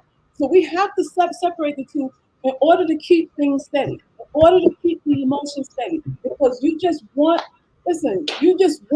affirmation away from somebody saying, no, I saw a girl, she wore it better than you, or she did it better than you, or whatever. That's so true. Right? They coming with it. They are coming with it. So the goddess principle of being immovable as far as your self-esteem and all that stuff goes really has to do with, this is the show, but this right here is me. Whatever you're evaluating about the show ain't got shit to do with me. I'm doing that for you. Because when I scrub my face and I exfoliate it, take all this shit off, take the wig off and all this stuff, and I'm standing in the mirror, I gotta love what I'm seeing. I gotta still find value and worth when I'm not putting everything together. That's where the real self-esteem comes in. Self-esteem has nothing, absolutely nothing to do with the way you look. That is always for other people, always. And that's what we are understanding here. And that is where your emotional stability will take place. When you understand it's two different things. It is two different things in this world. It is a shame that we have to do all of this and we have to know all this. And you can't just be. You can't just be yourself, right? It would be so simple if you could just be what you are and people could respect what you are, and you didn't have to dress a certain way. I'm hearing an echo. Can you low down? Whatever it is, I'm hearing an echo in my voice. It's a shame that you can't, just be who you are and just show up as that and not be labeled not having money or no status or I don't know, or unintelligent or what. Not pretty or whatever it is, whatever the standards are. It's a shame that we can't just show up authentically as we are, giving, loving, supportive, intelligent, and people just recognize that off the bat. People are not just recognizing that off the bat. Unfortunately, they're not. So we got to put on airs. We have to put on a show. We have to know what to say and what not to say, when to say it, how to say it. Bring a gift when you're saying it. Take something away when you're saying it, and all this hoops we gotta do. We gotta dribble, dodge, duck, and all that kind of stuff, just to get a decent conversation, just to get a decent relationship where we're not treated like mules out here. And it's unfortunate that that's what we're facing. Well, maybe it's not. I'm saying it's unfortunate, but maybe we shouldn't even look at it as that. Maybe even thinking about it as unfortunate is a waste of time. Unless you're going to live in the Amazon rainforest, this is what you got to do. Unless you got an island of your own, this is what you got to do. You're not president of the country, and even the president has a PR person. Even the president gets briefed on what to say, what not to say, when to say it, what suit to say it in, and all that kind of stuff too. So that y'all will grasp and believe him, or agree with him, or sign the document, or vote for him, or whatever it is. So it's all smoke and mirrors, all of it. And this is why I tell women on this channel, don't be intimidated by nobody. Like nobody. All we talking about, you're intimidated by the performance. At the end of the day, all you are intimidated by is their performance. These chicks out here well-dressed and got STDs. Well-dressed and haven't washed their ass. Or have a man who hasn't washed his ass. Well, don't we talk about that all the time? How many of them? You living in a nice house, but you scraping together the mortgage payments. You driving the Benz, but you selling pictures of your snatch in order to pay the note. I know women who are supplementing their incomes by fucking niggas on the weekend so they can drive the Benz, so they can live in a certain zip code. Oh, I own a house, but you're struggling. You're struggling. Hand them out. But you know, I have a house. It's all bullshit. It is all bullshit. So what we have to do is be constantly evaluating self-awareness. What is important to me? Ask yourself that. Like, what is really important to me? That really, you know, firstly, doesn't have anything to do with how someone feels about me. I'm evaluating me not based on what somebody thinks about me, but really deeply how I feel about me and how I want to show up in the world and what I want to experience. What do I want? How do I feel? What do I want? I'm the kind of person, I don't like clutter. I don't like a lot of things. I feel my best when I'm in an actual empty room with a mat on the floor. For whatever reason, I like emptiness. I like windows. I like to be in spaces where I feel like I'm almost outside, even though I'm in a room. So there's certain things that are important to me. So it won't look like opulence to somebody else, but it brings me comfort. It brings me clarity. It brings me emotional stability. It brings me, it helps me be creative. It helps me think straight. That's me. And I have to accept that that's me, regardless of the Benz or the Bentley or whatever else, purses, the bags, whatever else somebody else says is luxury. What's luxury to me is an open space, uninterrupted, almost an echo in the room. This is what I like. This is what I like. So you have to decide what you value, and don't let anybody diminish what it is that you value, so that you can really start living with some peace, living without this anxiety thing. Like, I gotta be her. I gotta want what she wants. You know how many women I talk to want things because everybody else wants it? Even their desires are created or tailored around what other people find attractive, what other people find this thing represents luxury. You want it because other people think it's luxurious. How is that? That's not living. That's not living. And we're not really living. We're really not. We're just mimicking. And a lot of us are poor imitations of the original. It is better for you to be an original, to be singular, to be a maverick, to be a wonderkind, than it is to mimic or mock or try to be like other women and doing that unsuccessfully so. Nothing says obvious low self-esteem as mimicking what you can't be. Nothing. We'll talk about respect. Serena Williams she's morphing too. Is she getting more respect? She's changing. You're watching her change. Is she now experiencing, because she's done whatever she's done, is she now experiencing respect from her peers? A world champion, by the way. You're already singular. But this right here is still not enough. Has this ever changed how people really felt about it? Has it changed? Because you can do all of this. And when they sit and talk with you, they know, okay, I know exactly what we're acting like here. I see the inconsistencies here. I see that, all this thing that you're doing is really, really for show. I see it. I see it.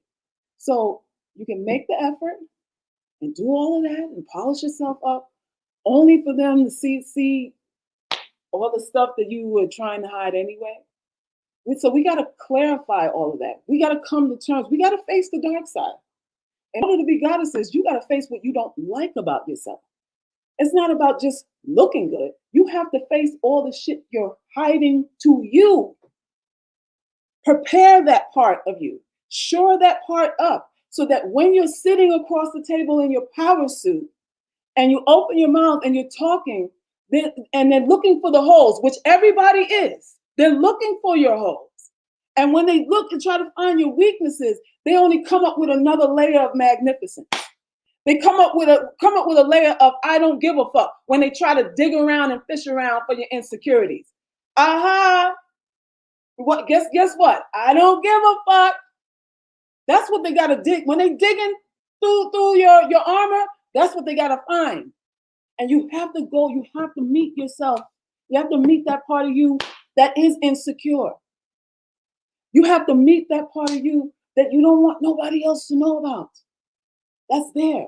You have to meet that part of you that you're ashamed about. That's housing all the rejection that you've ever felt.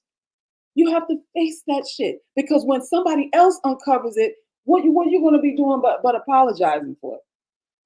You know what happens when somebody else uncovers it before you deal with it? Then they get to tell you who you are.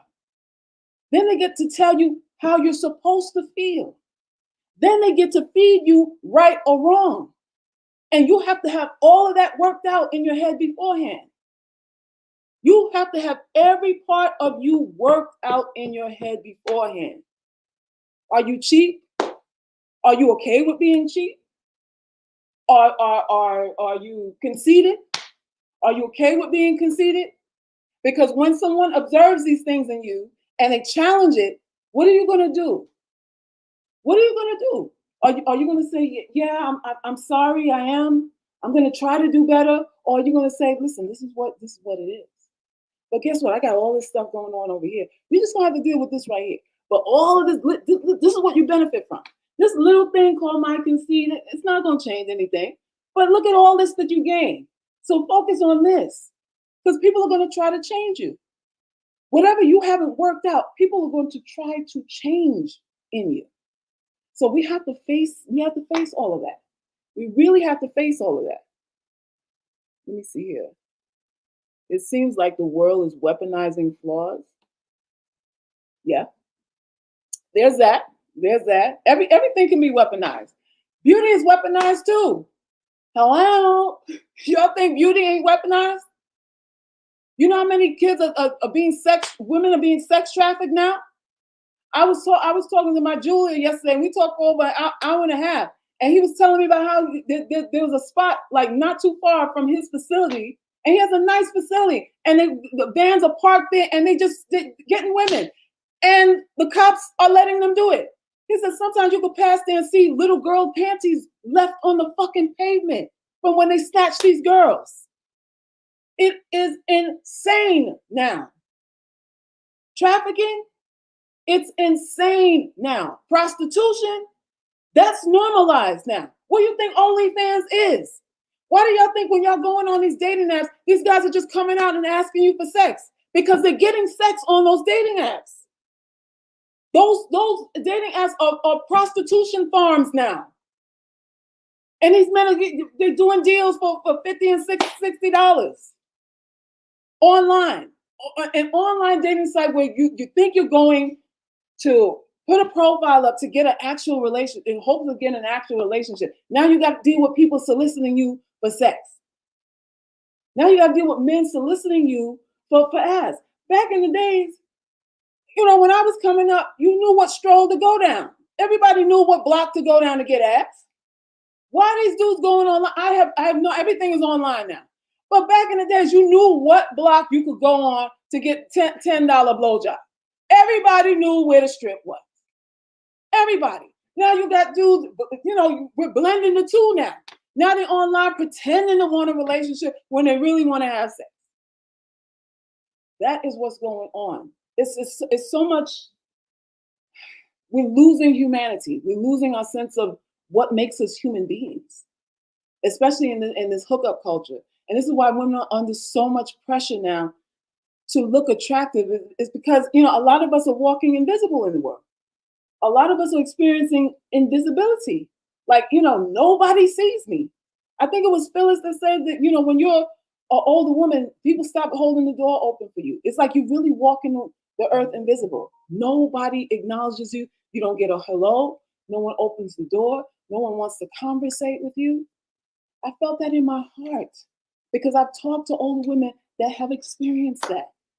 Imagine being alive and nobody cares. Everybody, you just a non-factor.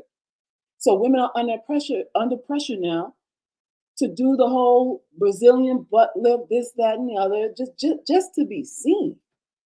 Not even for a relationship, just to get a hello. Just to get a hello and a drink.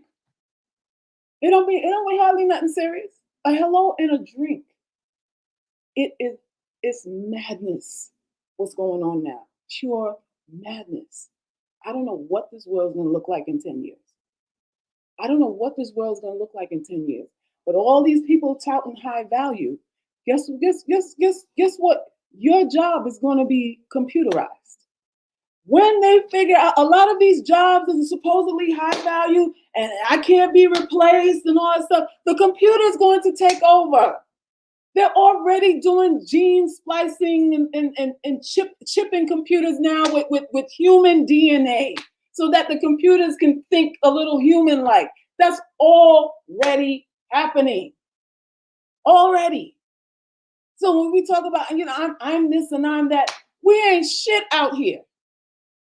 We ain't shit. What did I say in the last post? If there was an apocalypse, a meteorite coming down to Earth right now, and the U.S. had underground bunkers that could house 300,000 people, are they calling you to say, I got a bed for you? Are they calling you? So the high value is what? It's bullshit. Because we are all collateral damage. We are all collateral damage out here. So when we're talking about you're not good enough, and I'm not, and this one ain't good enough, and that one ain't good enough, we don't realize that we're food for the gods too. Somebody's saying, I'm going to experiment on her.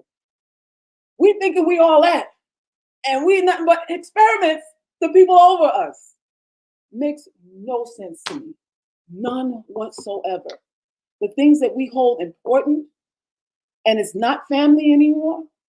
It's not community anymore. You don't know your neighbor anymore. Your neighbor doesn't want to know you. And women are getting snatched in white vans, unmarked vans every day, every single day. Drugs. Listen, where I live in a nice area. 3 houses down, SWAT, feds, CIA, all kinds of people. People had a meth lab with machine guns and all that kind of shit. 3 houses down from me. Running prostitution and drugs. A whole fucking meth lab that could have blew up the whole goddamn block.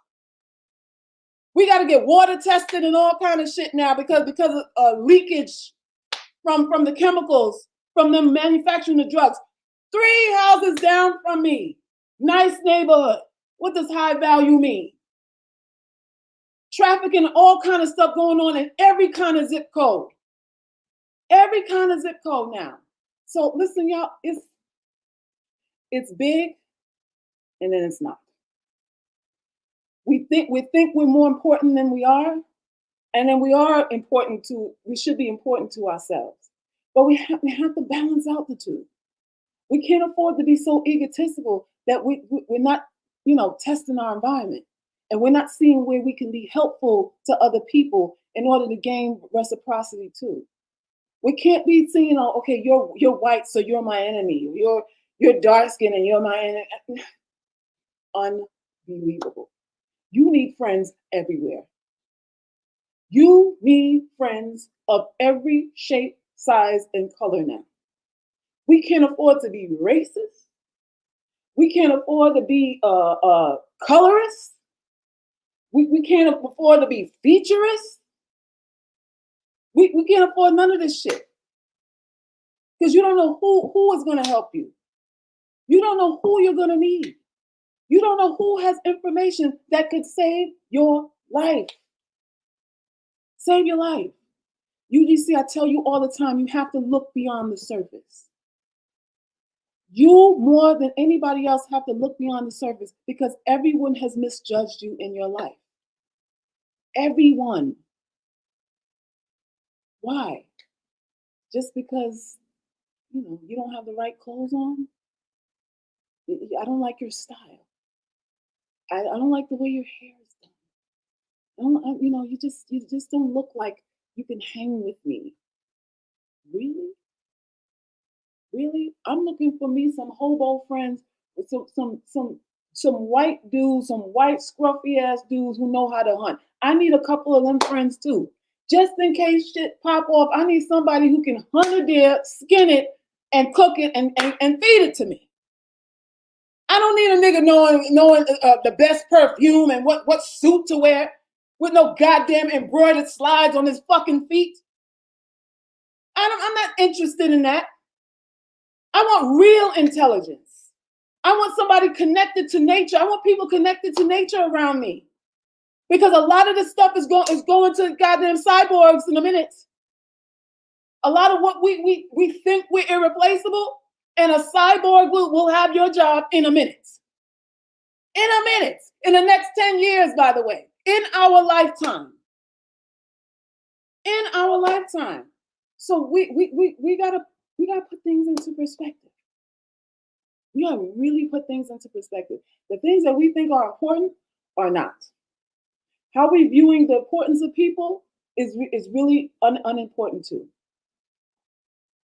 We can't lose what makes us human. Somebody has to be. Maybe the chicks on Instagram, K Michelle and the rest of them can do the whole, simulacra, subhuman thing. They can do that. But there got to be some human beings left.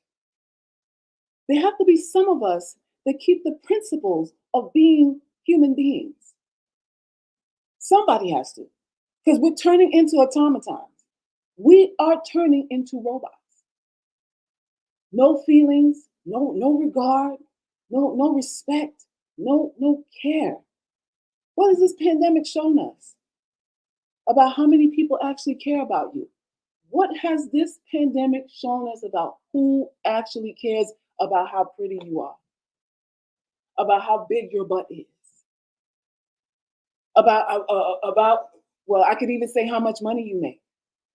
Because some of us made a lot of money and didn't get a call. Some of us had good jobs and nobody called to check on us. With all the good jobs and income bracket we have and all that stuff, nobody called to say, you want me to get some toilet paper for you and some hot dogs. Y'all see what humanity is. You see what humanity is. So let's not lose ours. Somebody has to hold on to it. And maybe it's just a remnant of us. Maybe it's just a remnant of us. But somebody has to. I don't want to become a robot. I don't want to be feelingless. I don't want anybody to use me. That's one part of it. But I also don't want to lose what makes me enjoy being a human being too. And that's making people happy. Being around people who are happy and we can exchange value. And not because I'm pretty, but because you care. Not because I look a certain way or I got nice shoes on or whatever, but it's just because you care and you have a sense of humanity. It is insane where we're headed. It is insane where we're headed. And we have to keep our sanity intact for as long as we can. For as long as we can. So with that being said, we're gonna close it out. Goddess, you have you want to tell them about your channel? Give them your channel address again. For those who want to subscribe. Yes, I do have a YouTube channel now. If you type in Goddess Alchemy, you should find it. I just released a video today called Step into Your Power, How to Cultivate Goddess Level Confidence. So just type in Goddess space Alchemy and you should find me on YouTube. If you want to also find me via my Instagram handle is on the screen right now at goddess.alchemy. If you follow my Instagram, I have the link in my bio to my website, YouTube, everything. So if you can't find the YouTube, just go to the Instagram. Thank you guys so much for having me on the channel, especially Salkis. Thank you so much for having me on the channel. I always appreciate being able to share, you know, some of my thoughts with you guys. Especially this group was really nice today, so I really appreciate it. And you know, I appreciate you all, and I appreciate you, Salkis. So, you know, UGC for life. UGC for life. Thank you, thank you. And for those of you who aren't members of the Patreon, go head on over to the Patreon page and become a subscriber. The information is profound. It is life-changing. You can leave your comments. You can message me and just get the most out of it. Go to the store, ugctools.com, and get you the Ugly Girl t-shirt because it is live. The Ugly Girls Club. I need to go buy my shirt, honey. Yes, I need to go buy my shirt. You need to go and get ready for the avalanche. You need to put that on a dating profile too. They're gonna be like, why you call yourself that? You probably break the internet. You probably break the internet. I'm still waiting on my well-appointed shirt now. It's coming. You know when you depending on people, it's slow. Well-appointed. I didn't appointed shirt. It's coming. It's coming. It's coming. It's coming. All of that is coming. I gotta wait on other people to come through. You know, because I like things a certain way. I have a question. Yes. I know they haven't seen it yet, but we saw the pendants. When are those going to be available for sale? Oh, I'm waiting on the veil attachment. The veil is like this piece up here. I'm waiting for him to design that part of it to attach. Once that's done, it's going to be available for sale. He told me next 2 or 3 days it should be complete. So once that's done, we're going to have the Ugly Girl pendants in sterling silver or gold bronze. So you like, you know, whichever one you like. I like silver. You like gold. We could do that. And you're gonna wrap this thing, and people gonna ask questions about that. I can't wait. I'm getting the gold bronze one. Okay. I don't know if I should wear it to dates because I don't want him to know that I think I still have to play the dumb role. But maybe I should. Who knows? Should I wear it? You should. I want to know. You want to experiment. I want to know what the conversation is gonna be like. Okay, maybe I wear it with my practice dates. Whatever it goes. When y'all get the pendants, y'all need to wear it to work. Y'all need to wear it on your little coffee days. You need to wear it around your girlfriends and stuff. Watch the energy shift. They ain't gonna know what to do with y'all.